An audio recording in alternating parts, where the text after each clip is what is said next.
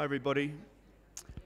We're going to make a start to this session now, just because we have 8 presenters, and if any of you have sat through global reports before, it can be a bit of a race at the end to try and get everybody finished on time.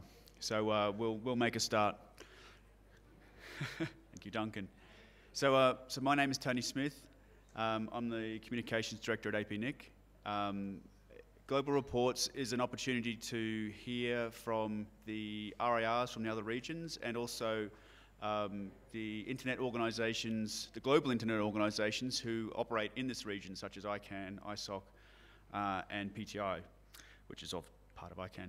So we'll get cracking. We have 8 presentations, as I mentioned, and first cab off the rank will be Paul, who will provide the update from the NRO EC. Thank you.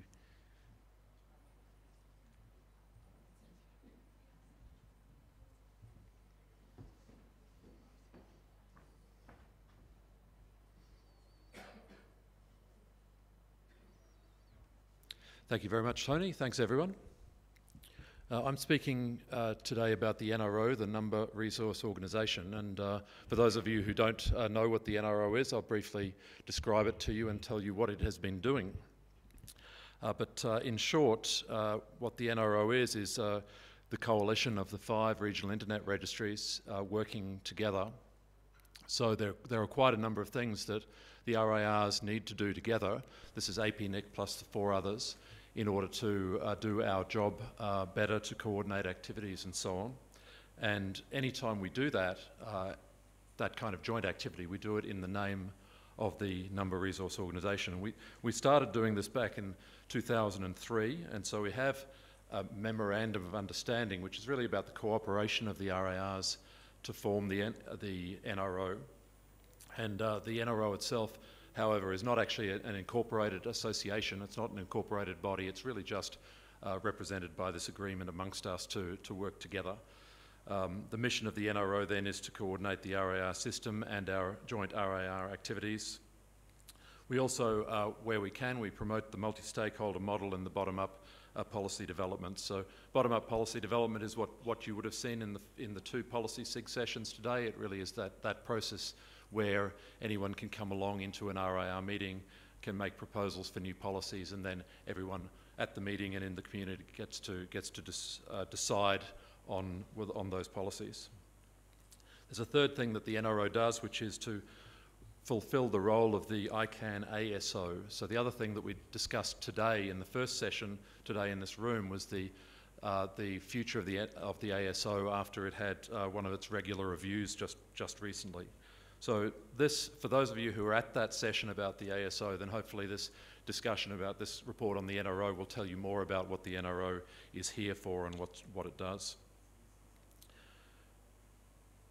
We talk about the NRO EC, the Executive Committee. That's just the group of the 5 RIR CEOs who get together these days on a monthly basis on a telephone call. We have a chat every month to talk about an agenda of current issues that the RIRs have in common at the time.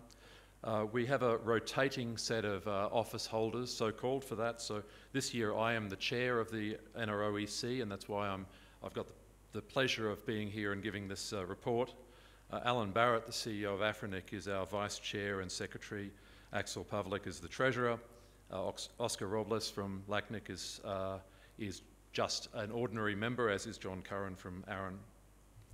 There's a secretariat of the NROs, so we have a number of administrative activities like running a website and running these meetings. It's hosted at APNIC, where Germán Valdez works as the executive secretary, and we've got Susanna Gray who helps out as well. There is quite a bit of coordination that goes on across the RIRs under communications, engineering, and registration services. So we have groups of staff that also meet fairly regularly in order to coordinate activities in those areas. We also have groups who look after public affairs and financial coordination, and also legal matters amongst the RIRs. Some of the activities that we do together include publications. So we have a quarterly internet number status report, which is a compendium of global statistics that come together to show you how IPv4 and IPv6 and ASNs are being used and consumed around the world. That report was actually presented today also as part of the policy SIG. As you know, the RARs all have policies which can be similar or different in terms of how we manage, specifically how we manage IPv4 and IPv6 and ASNs and any other policy matters. So we actually publish a comparative policy overview. So if you're interested, particularly if you're one of those companies which might operate in multiple regions, if you're interested in knowing what the finer differences are between RAR policies on particular topics, like for instance IPv6 allocations, then you can take a look at the policy overview, the policy comparison, to see how they compare. And of course the other part of our activities is the address supporting organisation. There's a URL there to tell you more. So I mentioned the finance officers coordination.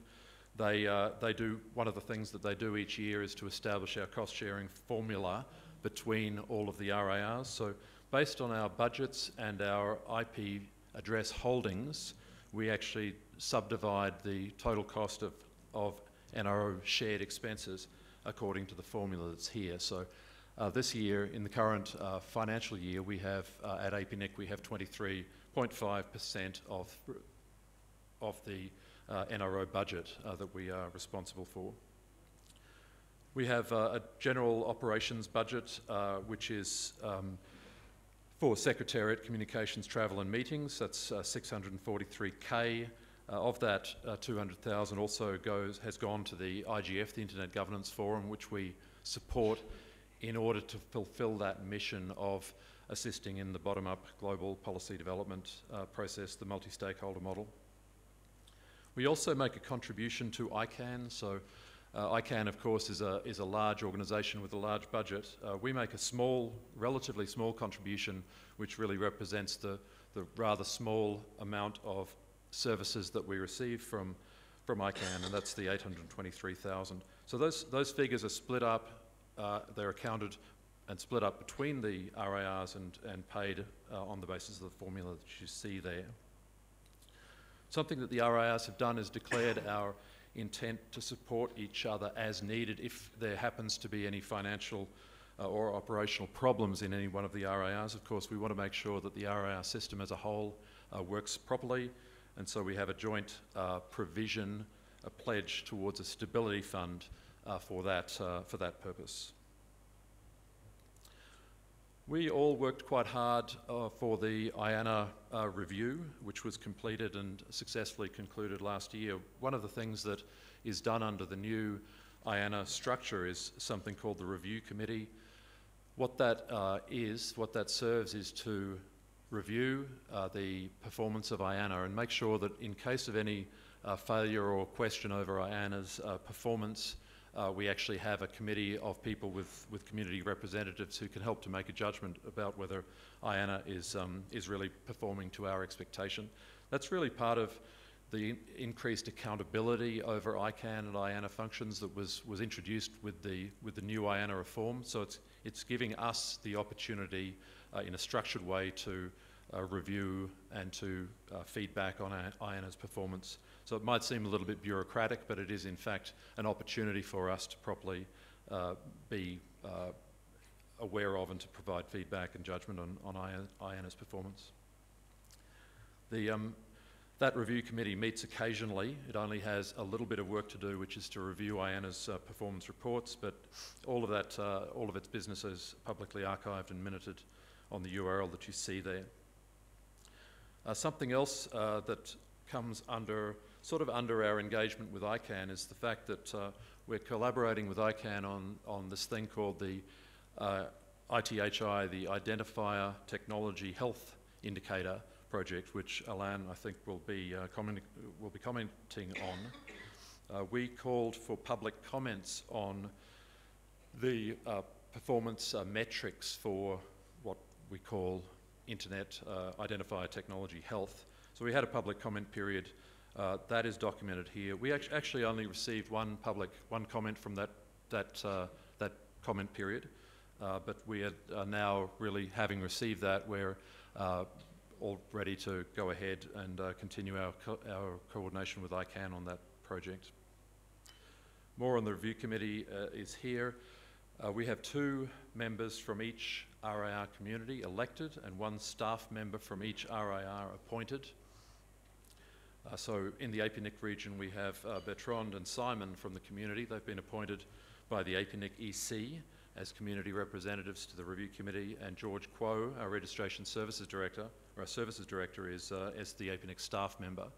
So altogether these 15 people are definitely in a good position, all either being involved with APNIC staff, being on staff and involved with the registration services process, or being members of the community with knowledge of the policy process. All of these people together are in a very good position to review IANA's performance if it needs to happen. The empowered community is something else in the ICANN sphere which has come out which has been established since the IANA review. Under new ICANN bylaws, there is another opportunity for us to have a greater say or influence in ICANN's fundamental operations through this thing called the empowered community. So the empowered community is a collection of representatives from different parts of the ICANN community who now are actually empowered directly to take specific actions. So there's now a bunch of procedures, again some bureaucracy which is around this, but it's about how the empowered community approves and rejects actions of ICANN, how we would go about specifically or directly removing a director from ICANN and other activities. So again, this is kind of bureaucratic, but it does represent some power for those of us who rely on ICANN to actually take actions in case there's something about ICANN that we really feel we need to influence. The ASO review, this was reported and discussed at some length in the session this morning. A bit of background to that. We didn't go into a lot of background to that session this morning, but this is part of the NRO report, is that we have conducted the latest ASO review. Under the ASO Memorandum of Understanding, which is an agreement with ICANN, we the NRO, is actually responsible for commissioning the review of the ASO periodically. The first review was 2011. The second review was concluded last year, and there's a lot of details on the ASO and NRO websites about this, with in particular the final report of that review, which was published last August.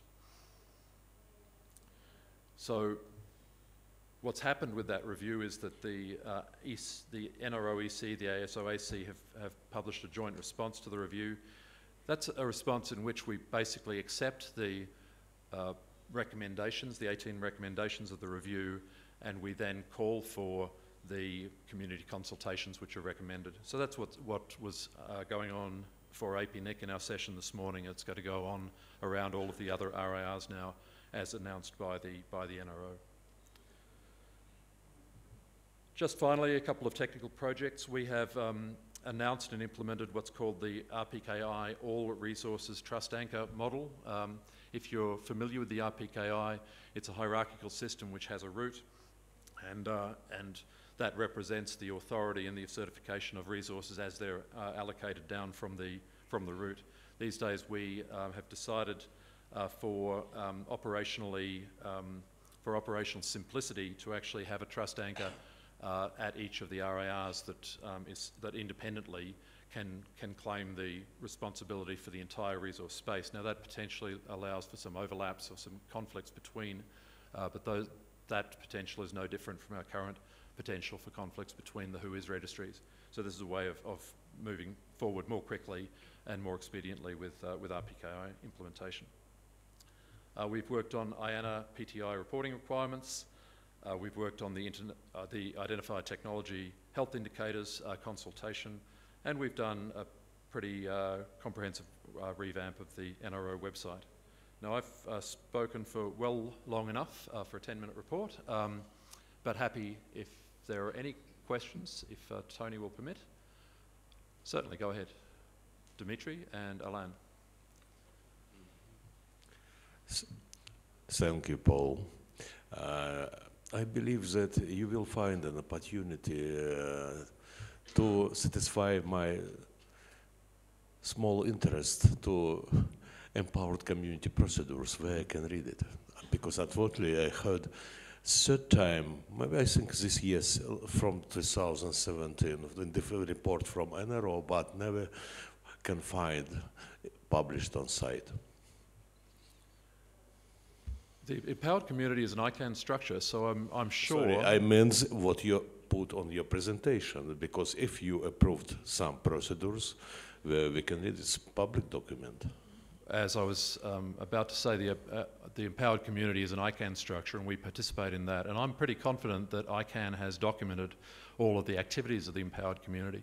There has not been a lot. One of the functions of the empowered community is to approve changes to the ICANN bylaws, and that's happened precisely once in the last year or so on a fairly trivial bylaws change. Maybe Jiarong from ICANN can comment on that, but I think, Paul, why point out on this point, because embedded community is the dark side of ICANN still, which it's unknown animal.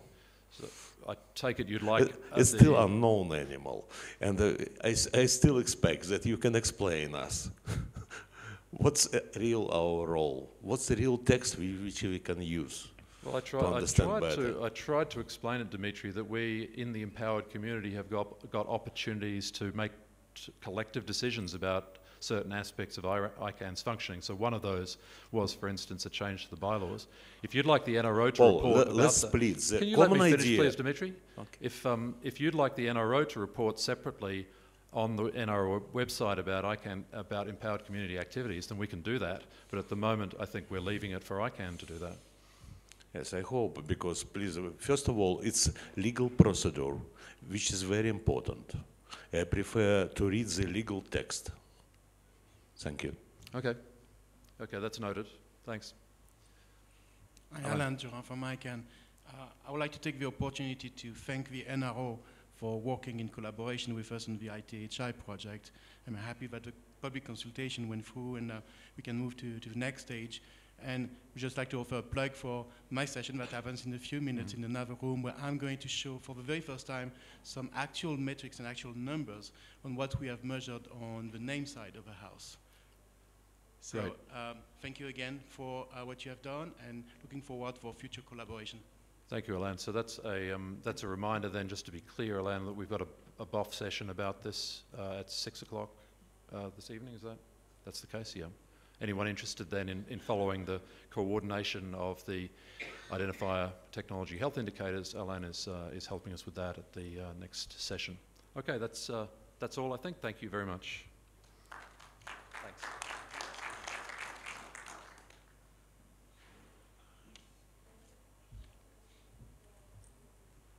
Thank you, Paul. We'll now go through the RIR reports. AFRINIC will be first. I'd like to invite Amrish to come and present. The APNIC report, just as an aside, will be obviously presented tomorrow during the APNIC AGM.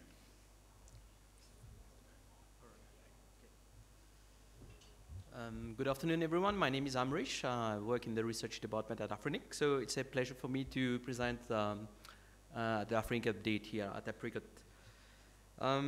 So yes, some statistics about our internet number resource. 2017 actually was a interesting year for us because, as you know, we have hit our last/8 last year in April. And since then, we have actually allocated 7.5 million IPv4 addresses, which is actually less, as you would expect, than in 2016. However, it's good to note that we have increased our allocations for IPv6. In 2017, it was 113/32s, as opposed to a little bit more than 78/32s in 2016. 150 autonomous system numbers were assigned, and at the end of 2017, we had 12.9 million IPv4 addresses in our pool. In terms of IPv6 allocation, there was an increase 43.6%, which is more than last year. And this is encouraging, but I suppose we need to do more. Membership and resource statistics. So last year we had 144 new members, which gives us now a total of 1,554 to date. The total IPv4 address space held by members is more than 1.1 million IPv4 addresses. And for IPv6, it is 9,187/32s. We also have some amount of legacy space holders to the amount of 8.5 million/32s. But I suppose now with the implementation of the intra-RIR policy at Afrinic, we might see a reduction in this number as actually legacy resource holders can now transfer space to Afrinic members. In terms of exhaustion, we are, as you know, we are in the phase 1 of our soft landing policy. That started in April last year, and so basically what's happening is that the maximum IPv4 space that we allocate per request is now a /13. It used to be a /10. So we, right now we have 0.68 of a /8, and we are planning to deplete actually sometimes early next year. In terms of policies, the first one here is about the PDP, the policy development process. So there is a policy under discussion. Basically, it is a revamp of the policy development process, which suggests improvements to the current PDP process, basically bringing clearer mechanism for appeals and disputes, introducing distinct phases in the policy proposal lifecycle, and adding, for example, more transparency around the issue of consensus. We have another policy which is also under discussion. It's called the route aggregation policy. Basically, it stipulates that Afrinic should issue only contiguous IPv4 prefixes so that we can reduce or at least limit the announcement of broken IPv4 prefixes in the routing table. This policy is about lame delegation in the Afrinic reverse DNS, and it has reached consensus last year in our meeting in November, and it is about managing and monitoring name server records in our WHOIS database for zones that we have delegated to our members in ADADA.ARPA zones and IP6.ARPA zones. So basically what happens if an NS record is considered lame, that is, it's not responsive or it's not authoritative, there is a process put in place to eventually remove it after notification. Then we have the Internet Number Resources Review, which actually allows Afrinic to conduct routine or whistleblower-triggered resources audits on members. It has provision for the revocation of resources and eventually closure of members if ever they fail those reviews. This policy hasn't reached consensus and is still under discussion. The 5th version of it actually, and it's going to be discussed in our next policy meeting in Dakar. Then we have the IPv4 soft landing policy BIS, which is supposed to replace the current soft landing policy. So the current soft landing policy, as I said, says that you can allocate a maximum of a /13, but this one reduces it to a /18 in the phase 1. And it also puts a 2-year wait period for any subsequent allocation in if a member has been allocated a space during that exhaustion in the soft landing phase. It also reserves a /12 to facilitate IPv6 deployment. There has been community consensus at Afrinic 27 last November But there is an appeal that is undergoing, and the board is actually waiting for the appeals committee decision to proceed. And then we have implemented the IPv4 resource transfer within the Afrinic region. So members within the Afrinic region can transfer resources. It also caters for African companies needing IPv4 space in the exhaustion phase, or whenever Afrinic cannot meet the requirements or the needs of those companies. Transfer recipients must demonstrate the need for those space to be transferred. That's important. Otherwise, we have been busy with doing capacity building and development. Our training team has been training more than 600 people in more than, in 18 countries throughout Africa in 2017. We are also focusing on IPv6 deployment. So we are giving training on how to deploy IPv6. We also have a certification program called Certi6. And we have been putting an IPv6 testbed to allow trainees to have access to those testbeds, and also people who want to practice their deployment to have access to those testbeds. For the FIRE Africa project, we have allocated more than $300,000 US to different projects, 13 in total, and 3 of them were selected out of 350 applications for the FIRE Awards last year. Fellowship program for our meetings, 26 Afrinic fellows were provided assistance to our meetings. So that's it for me. We are hoping to see you in our next meeting in Dakar. It's going to be earlier this year, as from the 29th of April to the 11th of May, so we hope to see you there. Thank you very much.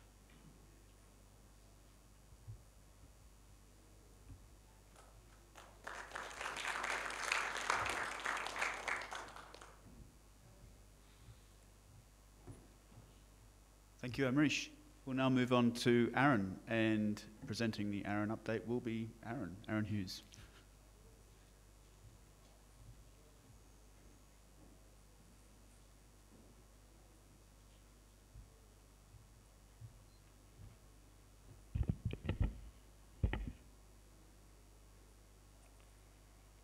Hi, good afternoon.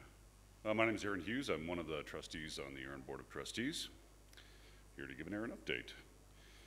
So first, our mission statement. Our mission statement helps the board drive the strategy plan.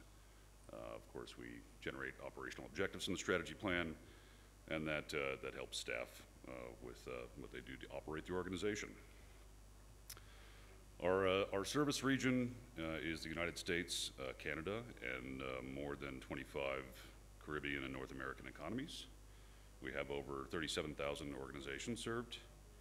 Over 20,000 of those are under contract, and a little over 5,700 member organizations. Our focus, of course, as always, is IPv6 education and adoption, upholding the multi-stakeholder model for management of the internet number of resources, maintaining and developing and enhancing the functionality of Aaron services, and coordinating globally to maintain consent and highly usable internet number registry system. We also work in community engagement in a lot of different ways. We have an Aaron on the Road program, which travels around to secondary and tertiary cities to bring more people into the Aaron fold and help bring them to meetings, and if they can't reach them, we go to them. We've also recently hired a dedicated staff member to help with Caribbean engagement, and is doing Aaron on the Road there. I believe we've had 2 Aaron on the Road meetings just this year in Grenada and Barbados. We've got speaking engagements on V6 and who is data accuracy. And we find it critical that we keep the data obviously as accurate as possible. We participate both in region and out of region on regional internet coordination and governance fora. We have quite a bit of outreach and training for government and law enforcement. And of course, we support a very active community consultation and suggested process, so anybody can submit a suggestion, and we evaluate and run it through a process to evaluate and implement. We also have a new quarterly e-news update called Aaron Bits. I believe we've sent, no, we haven't, we've sent one quarterly update out in June. It's done through email.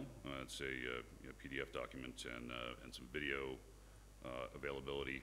So if you keep an eye on the mailing list, on the announce list, you'll certainly see when those updates come out.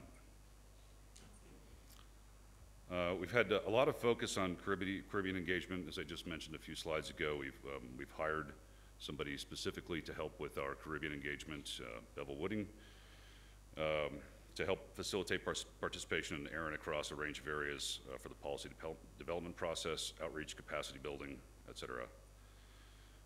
We continue to work with organizations inside of the Caribbean, so CaribNOG, the CTU, the Caribbean IGF, and Canto.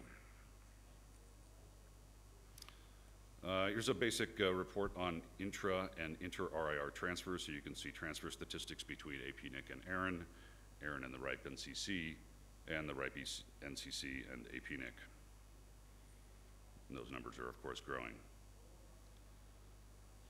This one's an interesting one on ISPs with V4 only versus ISPs with at least V6. I think it's specifically V4 and V6. As you can see, in 2016 Q1, that number broke even, and then going forward, the number of ISPs with V6 allocations actually increased over the ones with V4 only, and that's slowly moving up into the right, which is nice to see. In January, we ratified one policy. This was improved V6 registration requirements. This simply requires the V6 reassignments be registered to WHOIS only if they are 47 or larger, and states that an ISP should register any static assignments of a 64 or more if their customer asks them to do so. So the latest, ARIN actually received an award called for the top place to work in the Washington, D.C. Washington Post, thanks to our dedicated and awesome staff. The policy development process readiness course, we actually have a course that is in progress that is in the form of videos and presentations, webinars, podcasts, e-publications. I don't believe it's published yet, but stay tuned. We're doing a website relaunch, and you should see that shortly. There's a website redesign underway, and this is really about making the website as efficient as possible, both the website, www.arin.net, and the ARIN online system, which is effectively the customer portal. There's been a great deal of work done on that, a lot of feedback from both staff and the community, and it is really meant to make it as highly functional as we can possibly make it. We're also working on a secondary survey to send out to all of our customers on a satisfaction survey to see how we're doing, get the feedback loop from the community and our customers to say what improvements can we make. We always want to continue to stay in touch with the feedback loop. Lastly, we've got some upcoming events. We've got our standalone ARIN meeting, ARIN 41 in Miami, coming up in April. And then we've got our October meeting that's joint with NANOG in Vancouver, Canada. And that's the first week of October, where we'd love to see you. We also recently changed our fellowship program a little bit to remove the limitation of them being within region. So we encourage you, anybody globally anywhere can apply for the fellowship program, and we'll be happy to evaluate bringing you into an ARIN meeting. And with that, I would be happy to entertain any questions. Hearing none, thank you very much.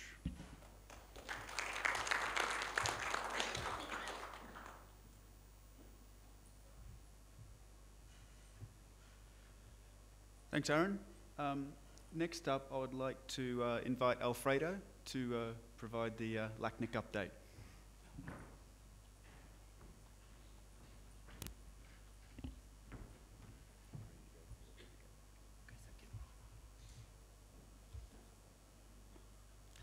Well, good afternoon. My name is Alfredo Barderosa, and I'm going to present LACNIC update. Our presentation will focus in 3 topics that are grouped like our strategic objectives: excellence in Internet number resources management, continue the strengthening of a secure, stable, open, and continually growing internet, and promoting and enriching and participatory bottom-up internet governance model.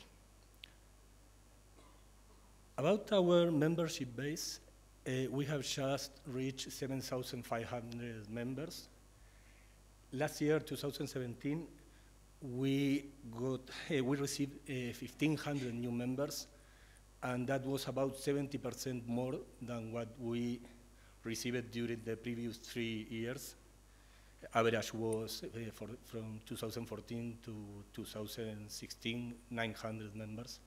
And this is directly related with the soft landing policy. We started our phase 3 in February 2015.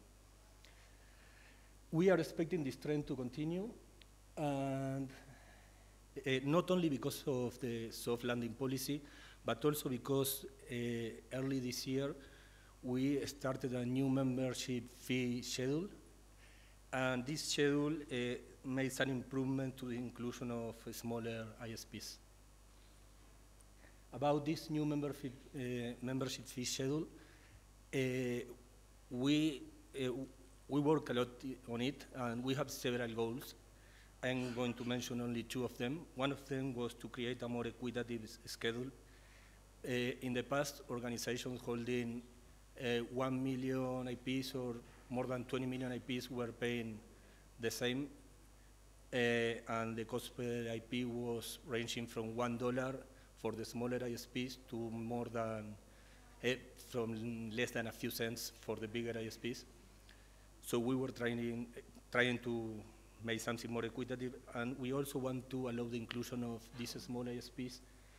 I mentioned they were somewhere where they were not able to get resources from their providers because they are running out of IPv4, and they were not being able to get resources from LACNIC because they were too small to justify a /22 according to our policies or to afford paying our slower category.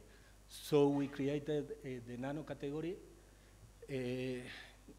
that it is for allocations smaller than a /22. This category pays almost half of the previous minor one, which was micro. And we also create biggest categories, 2 extra large, 3 extra large, for organizations holding more than a /12. For each additional /12, the price increased.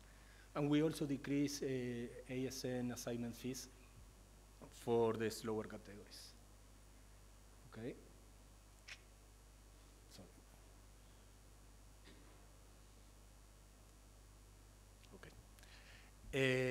About the soft landing policy, it started in February 2017, and no IPv4 allocations or assignment are being made to organizations that have already been allocated or assigned. Maximum allocation size is a /22, and the pool size for the whole phase is 5 million addresses, and is expected to last 3 years. 1 year ago in Vietnam, I mentioned that we were expecting this phase to last at least 5 years, but due to the trends change in new members, we are now estimating 3 years, only 2 more years from now. About resource transfers, there is not much new to say. We are still approving only intra-RIR transfers, still discussing a policy to allow inbound inter-RIR transfers, and so far we have 15 transfers approved. Okay, a different topic. Last year in October we had our board of directors elections. 13 candidates from 10 different countries were nominated, and Gabriela Donailo from Argentina renewed, and Rosalía Morales from Costa Rica was elected for the first time. She is the executive director of the Network Information Center there in Costa Rica. Okay, about security, stability, and resiliency.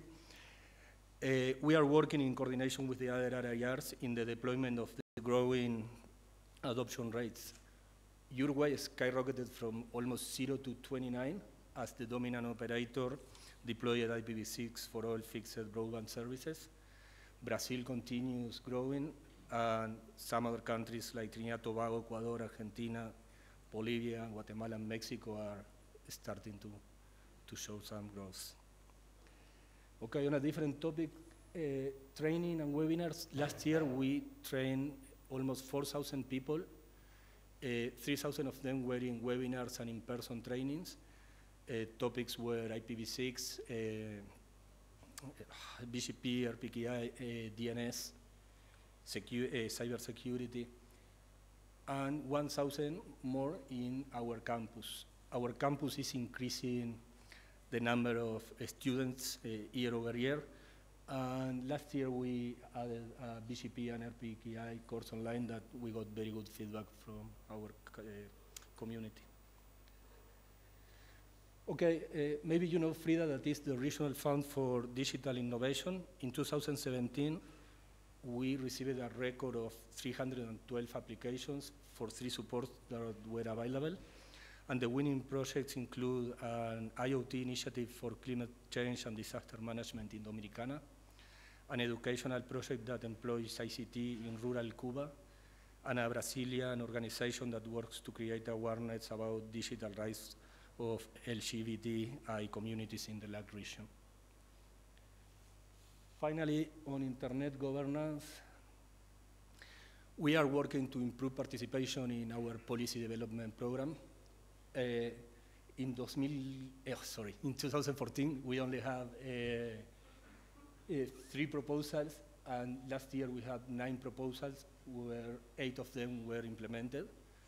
And this year we already have 4 proposals that are being discussed and will continue in our public policy forum, which will be held in Panama in our next event.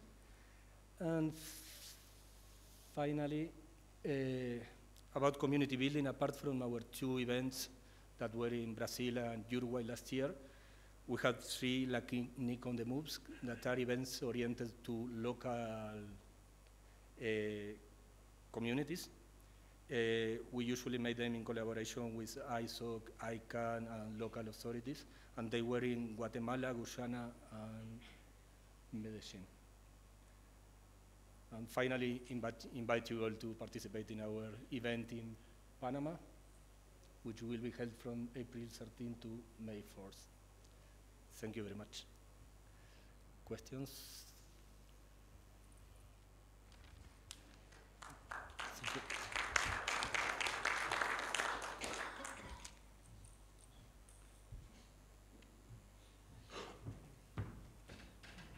Thank you very much. And to round out the RIRs, I'd like to invite Andrew Delahaye from the RIPE NCC to present.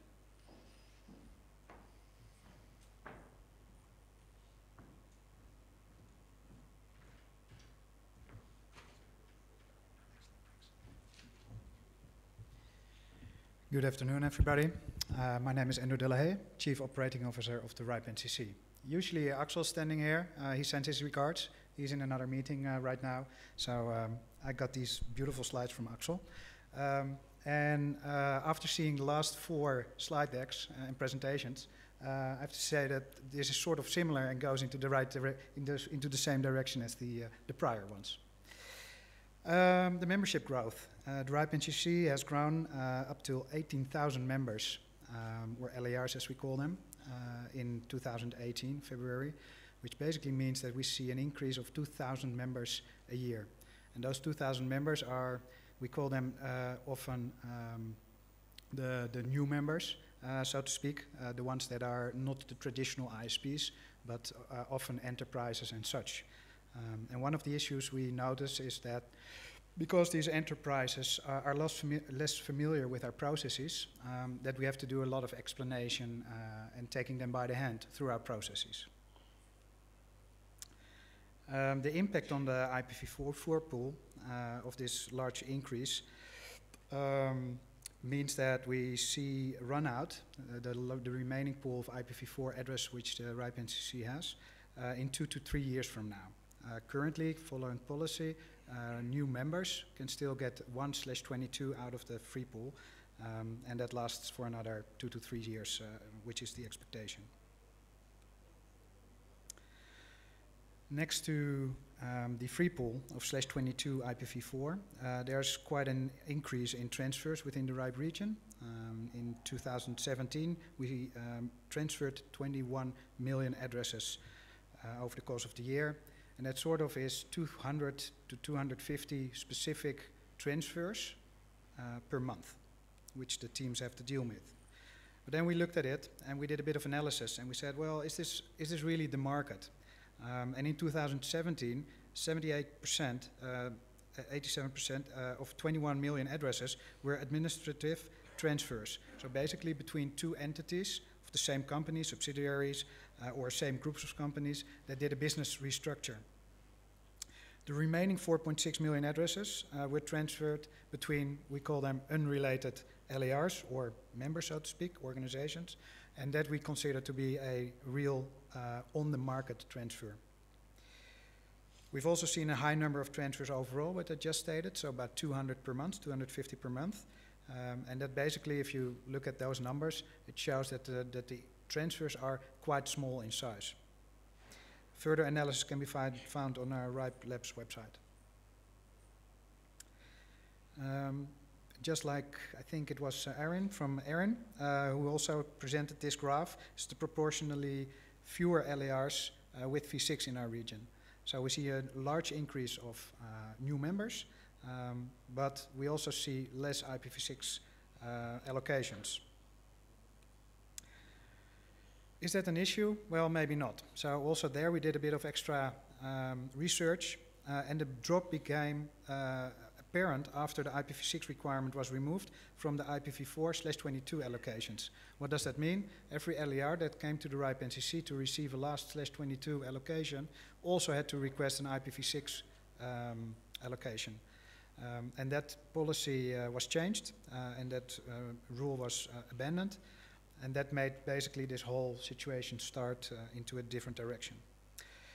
And what we think is it doesn't necessarily point to disinterest among new operators. In fact, we do see a lot of new operators that become member of the RIPE NCC to receive an IPv6 allocation solely. Entities with multiple LARs, that's a different one. So you can become a member and then still have multiple entities underneath. Usually also don't need an additional IPv6 allocation.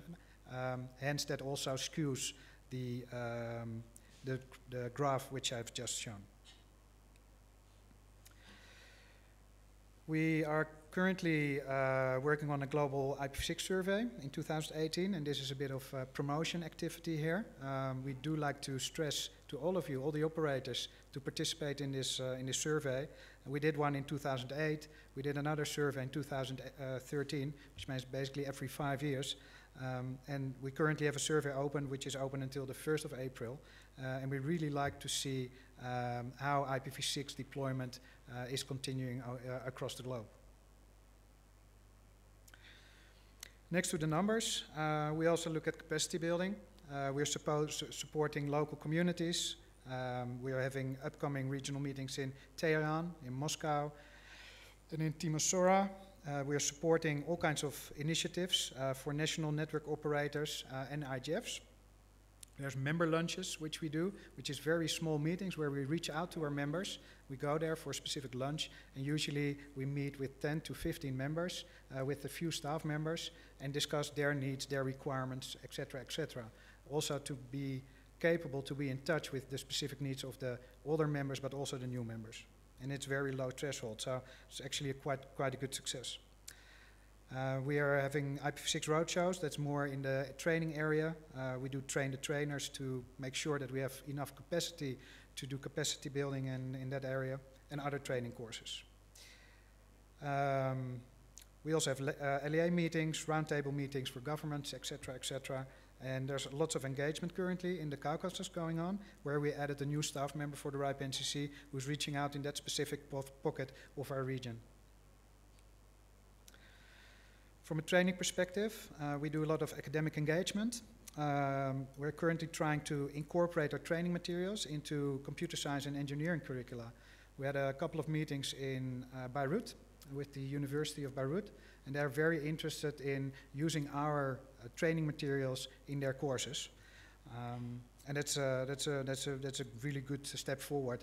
We also do one-on-one sessions, and we send staff around to talk at universities. I was at one of the universities in the Netherlands 2 weeks ago, talking to new young engineers who are interested in the internet, but not necessarily know the RER model and the context. And it's actually enlightening to see them growing. Finally, we have a RACI program as well, which is sort of an initiative to attract students to present at RIPE meetings and try to foster the academic support in the RIPE community. RIPE NCC Educa is another initiative from our training services department. It's a massive one-day training event online where we have RIPE NCC staff, but also knowledge experts from the field presenting on a certain topic. The first topic a few months ago was Atlas, and we will have one on routing security in April. Policy proposals under discussion at the moment in the RIPE region. Policy proposal in 2016-04 is IPv6 sub-assignment clarification. There was some further clarification needed for Wi-Fi operators and what the sub-assignment means, hence the discussion. 2017-02, a regular abuse C validation. We have an abuse C attribute in our database, and law enforcement, but also supported by an ISP in Europe, came up with a policy proposal that gives the mandate for the RIPE NCC to actively validate that specific email address. That currently the discussion is still ongoing, but it's near the end, the discussion phase. 2018-01, final one under discussion, is organization/LAR clarification in IPv6 policy. And it's basically the concept of LAR, which is not something particularly of interest for this region. It's a very specific RIPE NCC topic. Internet of Things. Well, everybody's talking about Internet of Things, and it was also one of the main topics over the last couple of RIPE meetings, where there was quite some discussions, there were buff sessions, etc., etc. And the RIPE community decided and has formed a new working group to discuss challenges and opportunities around IoT, focusing within our community, of course. The idea, the goal of the working group as such, is to be a focal point for the community to develop positions on IoT matters to governments and alike. As all the other RERs and ICANN, we are also trying to get ready for the GDPR discussion or implementation. It's especially for us in Europe a big topic. And our legal team, as well as our InfoSec team and our operational teams, are currently reviewing all the data that we have available, how we process it, to make sure that we can adhere to the standards set by the GDPR. And last but not least, the slide, and an invite to all of you to come to Marseille for RIPE 76 in May. It's going to be a lovely meeting again, I guess. Beautiful weather, it has been said to us. So you're all welcome to participate and come to Marseille. Any questions? Thank you very much.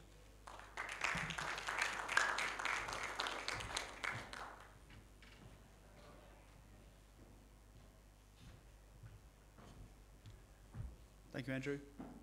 I'd now like to invite Jirong from ICANN, the ICANN APAC hub, to come and give an update on the activities in the region.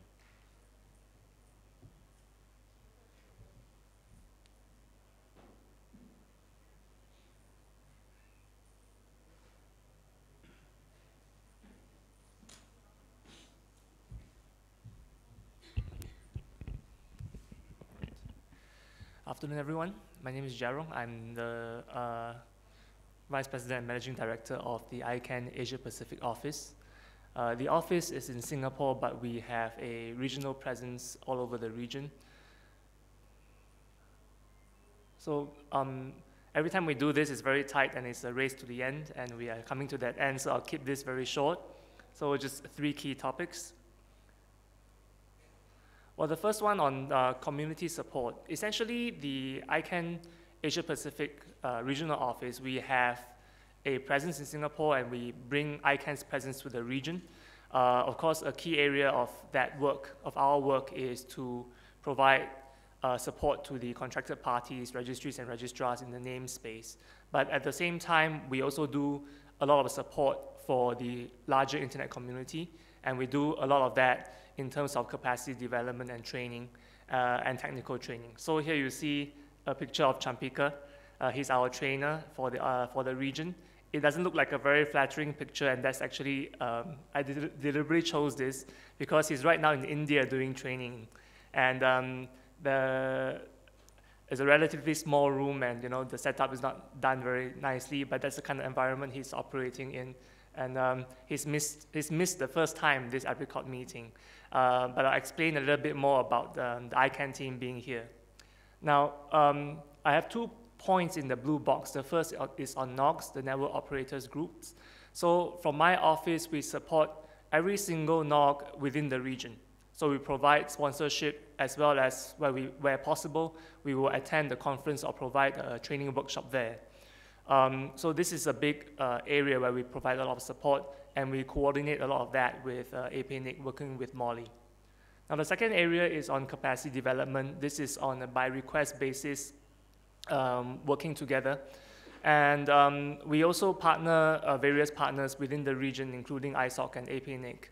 Now, in the last year, from February last year to now, we've trained over 600 participants in 35 different engagements, which includes hands-on workshops to tutorials without hands-on workshops, and also various training for law enforcement. Now, that is quite a lot in 52 weeks and covered mostly by one trainer, so we tend to have a very full calendar. Now, we have already upcoming from March to June, in the next 3 months, a relatively full calendar going to various countries. And one of them notably is we're going to Mongolia and working together side by side APNIC as well. So I thought to flag that one. Now, within the region, in terms of training, Champika missed Apricot this round, but some of you may have attended. John Crane and Patrick Jones, they conducted a tutorial yesterday on DNSSEC. So that's the reason why we could try to balance out our resources and have Champika focus on giving the other training requests in India. Now, moving on to the next topic, which is on we need inputs from the wider internet community, and we have 2 areas. The first is ICANN's FY19 budget. For those of you that are not familiar, ICANN's financial year starts in July. So we're already talking about the next financial year. Right now, we've released the draft budget for public comment, and it closes on 8 March. To highlight, because of the new GTLD market's growth is currently tapering, it's affecting the revenue for ICANN. And for the next FY's budget, the overall global budget is still sizable, it's 138 million, but we are asked to shave off $5 million of that total budget. So it's about 3%. Now this 3% sounds very little, but every single team is asked to cut 3%, so it's quite sizable. And if you look at certain fixed costs like my office cost, we have already, for rental, for facilities, all that costs are fixed. So we have to cut off some other places. So there are some cuts here and there. So there's some discussion within the community right now about where the cuts should be and whether they are appropriate. And we appreciate any comment from the wider internet community. So the link's there, and I'm grateful if you could look at it and give your comment. Now, one other point on budget is from the regional office or my office, even though we're asked to cut budget, I've made sure that the support we provide for community, in other words, the NOGs sponsorships, the training that we provide, and collaborative projects with community, I made sure that that portion of my budget remains untouched. So it is affecting other areas in terms of my regional office, but rest assured that we are doing our best to maintain our budget working with you, and I hope that you will continue to want to work with us and we can continue to collaborate within the region, and I hope that we can find more efficient ways of working together as well. And that's something that I'm happy to take a conversation with you. Now, the second area that we need inputs on is on the key signing key rollover, or the KSK rollover. Over the last year at Apricot, at EPINIC meetings, you have heard ICANN colleagues from the US and my colleagues like Champika speaking about the KSK rollover from ICANN. And in late September last year, David Conrad, his team, the Office of the CTO, had to announce that, okay, we have to postpone the KSK rollover. Now that conversation went back to the mailing list, and the wide agreement within the mailing list is that we should proceed on the KSK rollover nevertheless. And the current draft proposal is to proceed on the KSK rollover on 11th October. So this draft proposal, you can go to the link and check it out. It's also open for public comment, and we're grateful for the technical community here at Apricot and EPINIC to look at the draft proposal and give us your comments as to the current plan. So grateful for you to have a look at it as well. Now on to the last topic, and these are some notable mentions. I thought just to put it up, just to highlight. Now the first one, I have Paul and Aptab's pictures there. I took those pictures myself, so I don't have to put some credit there. But for Paul, basically, he is the ASO chair, and Aftab, he is the ASO AC chair, and I'm very looking forward that we can work more closely together in their contribution to ICANN. And my colleague, Carlos Reyes, is in the back of the room. He's from the policy support team, and we're providing support for the ASO. Now, the second thing I want to highlight is, of course, the next ICANN meeting. We're going to Puerto Rico, San Juan. And those of you who are going, most of us are going to be traveling from late next week onwards. So look forward to seeing you there. And I mentioned about the discussion on the budget. That will be one of the topics. And besides that, another topic that we will definitely be talking about will be on the GDPR. So from ICANN's side, we have collected a lot of inputs from community, and we're working on having an interim model between when the GDPR kicks into effect in May 2018 to the time when we have the next generation registry directory services, or WHOIS. So we're working on that in the interim. So I think this has an impact on all of us, and if you're interested in this topic and you're in San Juan, please join us. Now broadly, that's it for my update, and open to any questions. Thank you. Thank you.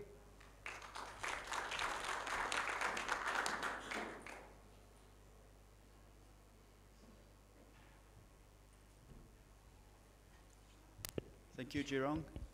We now have Kim Davies to present the PTI update, formerly known as IANA.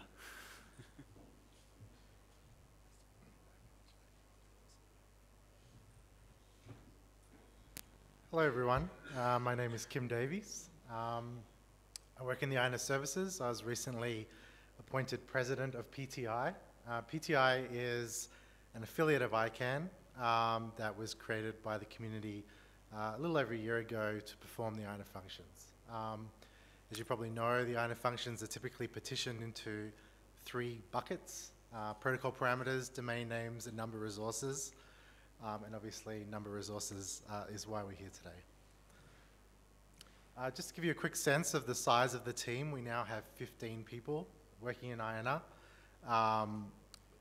Roughly half the people in the team are responsible for processing requests and doing day-to-day performance of the functions. The other half of the team are focused on developing new systems and services, and also working on business excellence, effectively looking at where we can improve and how we can continue to evolve the service. Quick update on our customer satisfaction survey. So for the 6th year, we've done an annual customer satisfaction survey.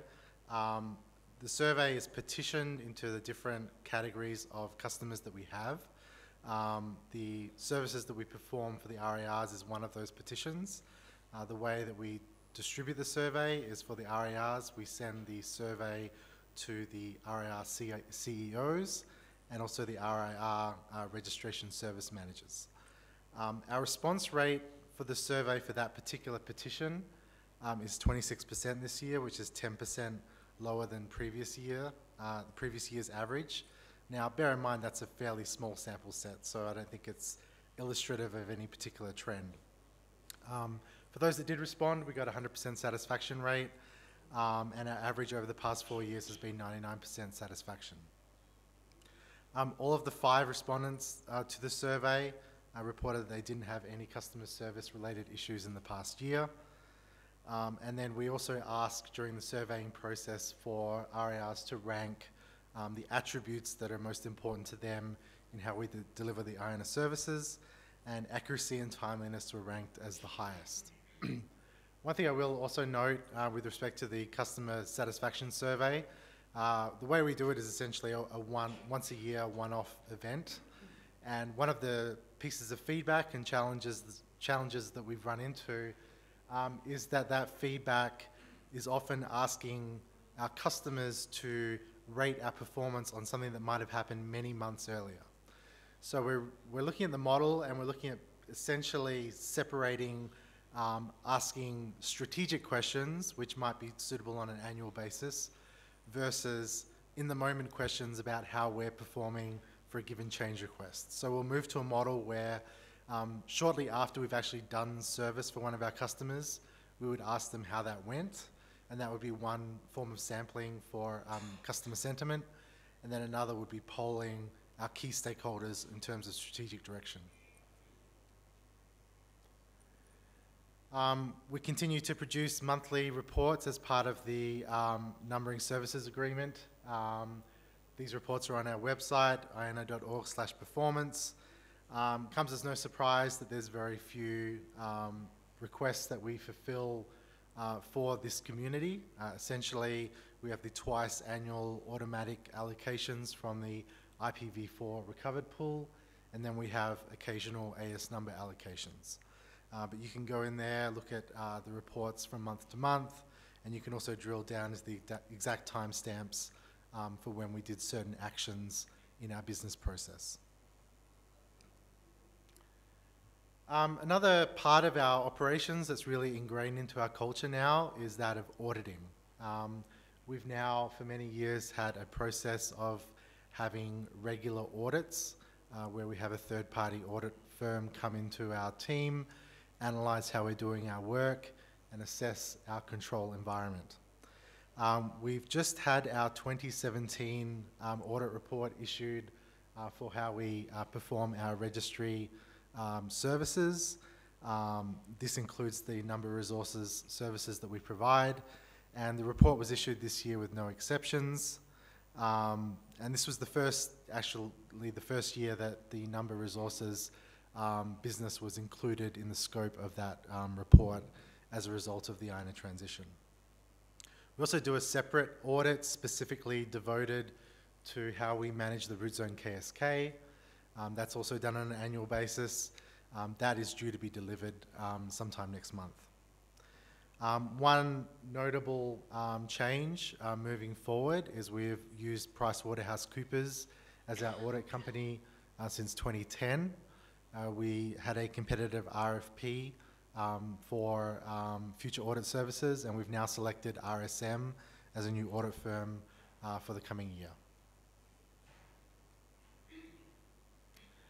I think this is rehashing a little bit of what Paul already filled you in about earlier, but the IONA Numbering Services Review Committee, comprised of RAR community and staff representatives, and helps advise the NRO-EC in terms of how the service levels need to evolve with respect to the IONA services. They are now performing a review of the period from March to December of 2017. They are looking for public comments on how we've performed our services by the 11th of March. You can download a matrix summary report from the NRO website that basically summarizes the last year's worth of performance, and then comments are very welcome. And then the IONA RC will publish a public report evaluating that input. So with that, that's all I had today, but I'm very happy to answer any questions. Dimitri. Kim, thank you for your presentation. I have two clarification questions. As it looks for me now, PTI currently uses full outstaffing model because all your team outstaffed to ICANN. Is it correct? And of course, do you have a plan to hire people directly? So currently all the staff that perform the IANA functions are seconded from ICANN to PTI, but that's really just a transitional arrangement. As part of the transition proposal, we're required to move all those staff into PTI within 3 years. Our tentative goal is to do that by the end of this year, but that's obviously subject to some alteration. But the idea is that, yes, within the next 12 months or so, the seconded ICANN staff will become PTI employees directly, and that arrangement will no longer exist. Because anyway, we will need to outsource some functions, but my question was about outstaffing, of course. Because during transition process, we discussed a lot, it was a sensitive issue. Second point, about distribution responsibilities between ICANN and IANA. In concrete case, this situation regarding KSK. Because I always think, maybe I'm stupid, that KSK, all KSK ceremonies, procedures, and management, it's IANA function, part of one of IANA functions, and it's the responsibility of PTI. But currently, what we have got during last year, we saw that all decisions and all announcements were done by OCTA, Office of CTO. I can understand if you order Office of CTO to assist, but not as a decision maker. It looks like still disbalance. Do you plan, this situation, who is responsible for the final decision? And who is responsible for the consequences? Right. So PTI is the root zone KSK operator. That is clear.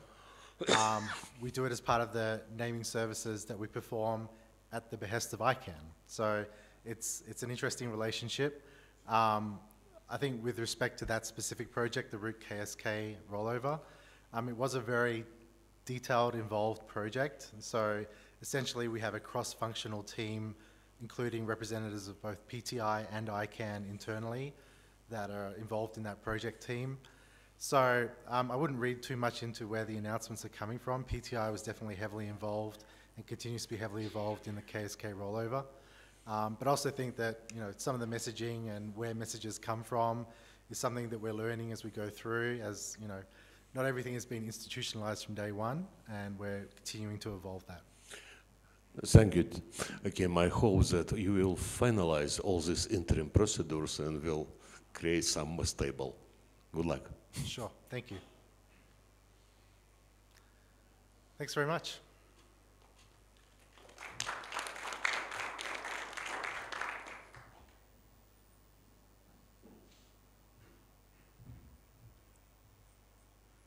Okay, we're doing well for time. It could go off the rails now, though. Just joking. I'd like to invite Raj up to give the final presentation, which is on ISOC's activities in the Asia Pacific.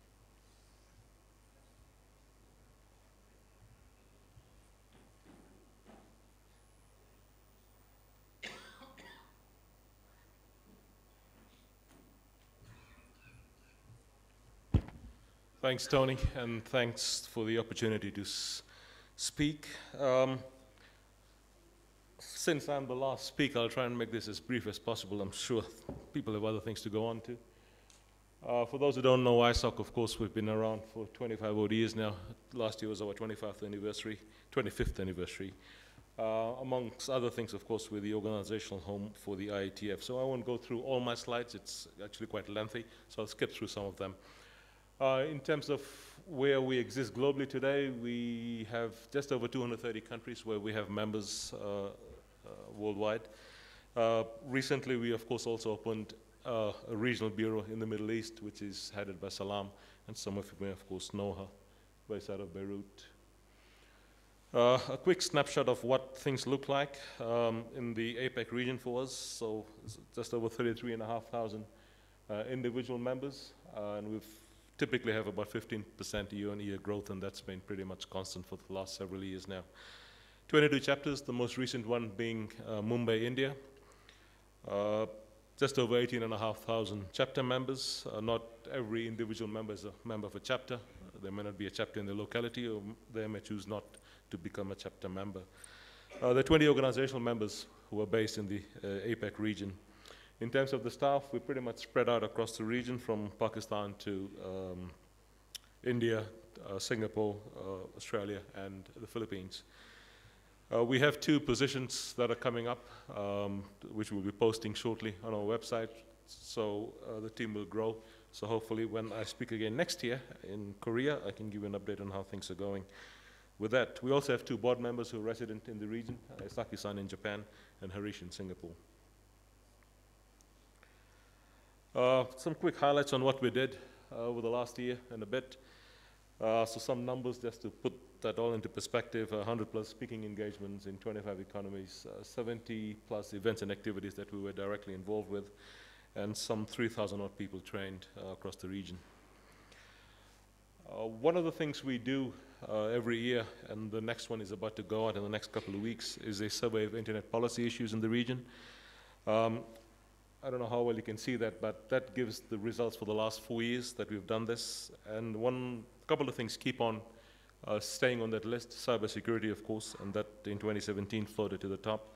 And things like access and connectivity and privacy also are quite much in play.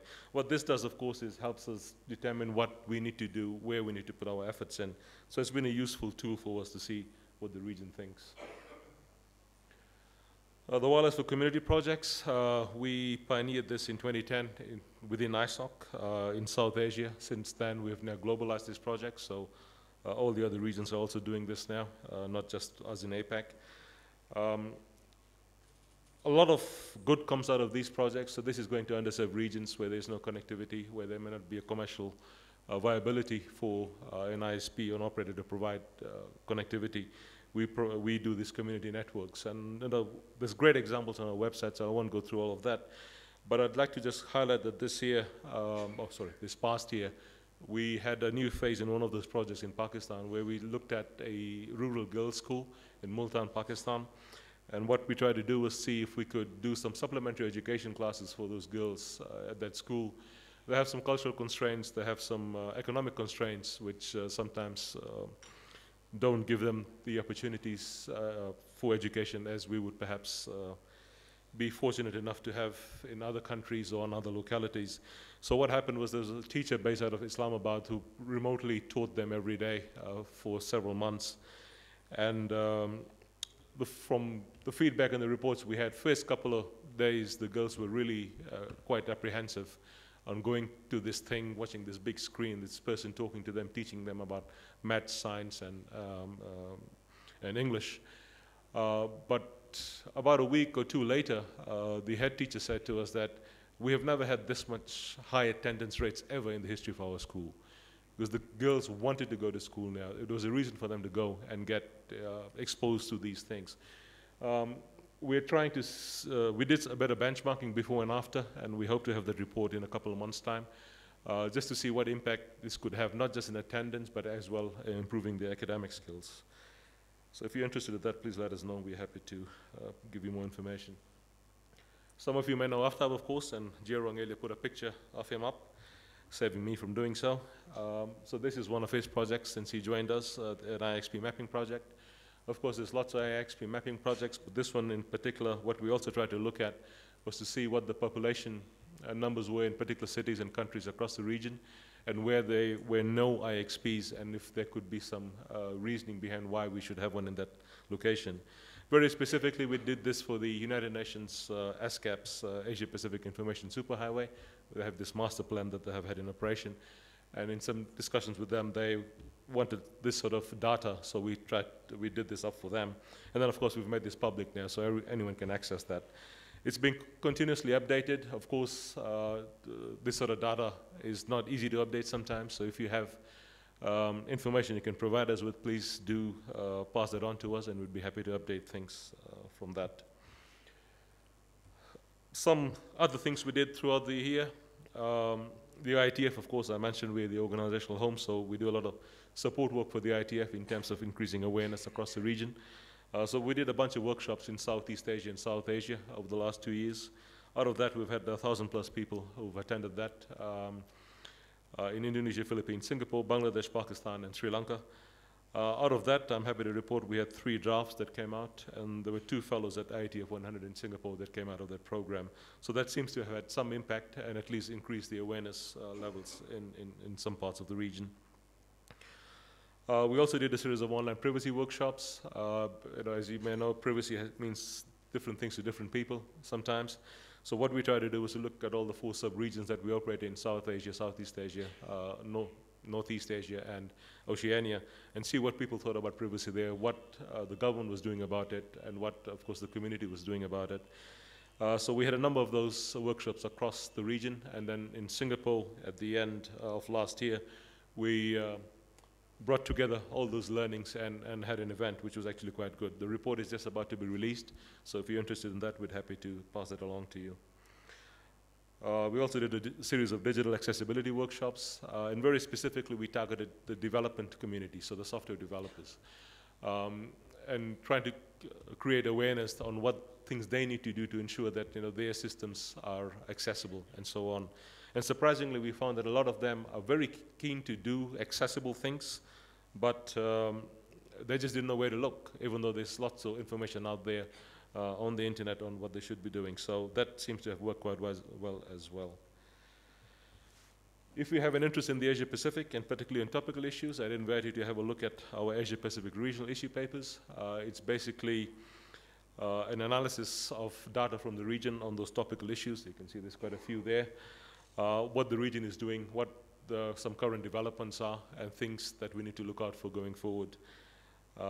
Again, I won't go through all of that, but if you're interested, please have a look at those, and you're welcome to download them as well. We had a lot of media coverage last year, and of course, there's a lot of regional organizations that we engage with, including our friends at APNIC, Apricot, and APTLD, and so on.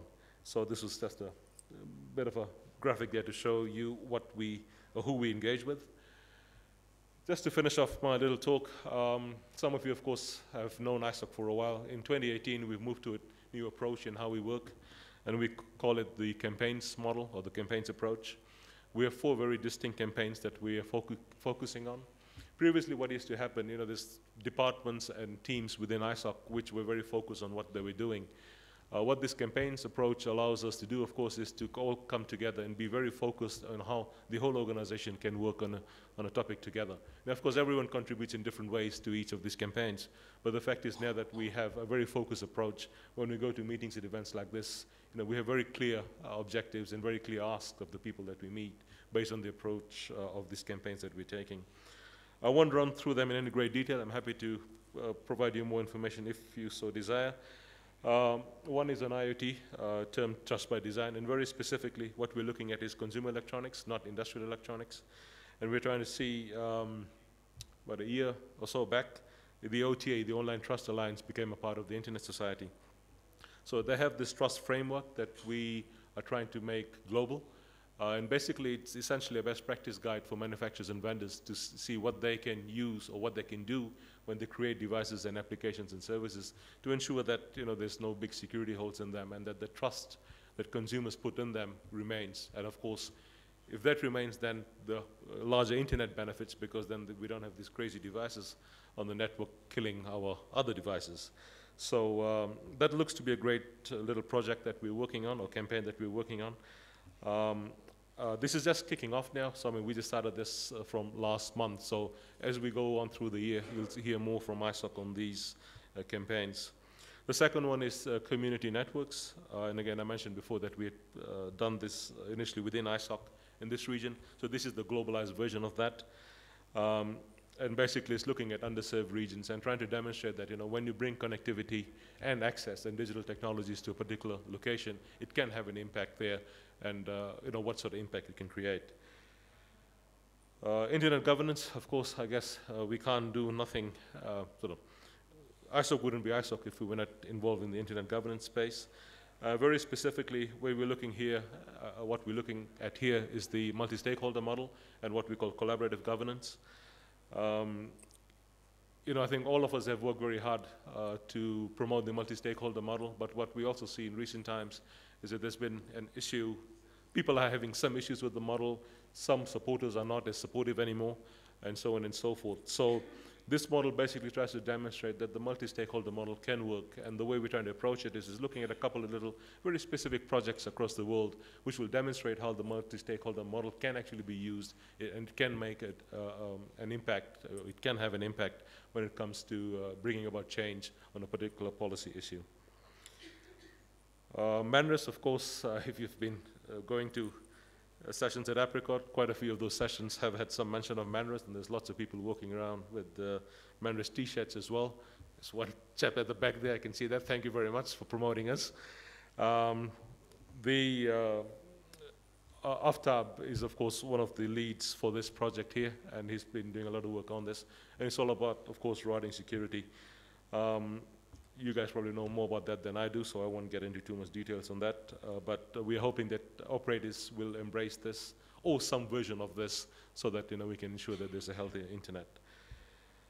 A very brief look at some upcoming activities. The ITU's plenipotentiary meeting is this year, later this year.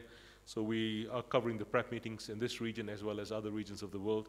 And we do have some briefing papers out on that, so if you're interested, it's available on our website. I mentioned the regional policy survey. We'll be putting that out shortly. We're also looking at doing an IoT-based regional workshop. It's unclear where at the moment. We have a couple of options we're looking at, but it'll probably be Q3, Q4. We do support the regional IGF and of the local IGFs and the national IGFs. With them, we also provide some online training as part of those programs. And again, we'll be doing that for the Asia-Pacific Regional IGF, as well as the APIGA event that's hosted in Korea every year. There's also an internet connectivity workshop that we are working with APT on, the Asia-Pacific Telecommunity. That I think is in May or June or late May in Fiji. And so we're trying to see what we can do with that in terms of having a more Pacific approach to the connectivity issues that exist. That's about it. Please do keep in touch with us. Some of our social media details are there. And if you have any questions, I'm happy to answer them. This picture, by the way, is from one of our sites in India. That kid was so happy when we gave him the tablet, but that picture was taken when he realized what he could do and see on the tablet, YouTube and cartoons and all sorts of stuff. We just thought it was a beautiful picture. That kind of smile you can't buy, but the internet can make a kid smile like that. So thanks very much for that, and I'm happy to take any questions if there are any. I'll take that as a no. Thank you very much.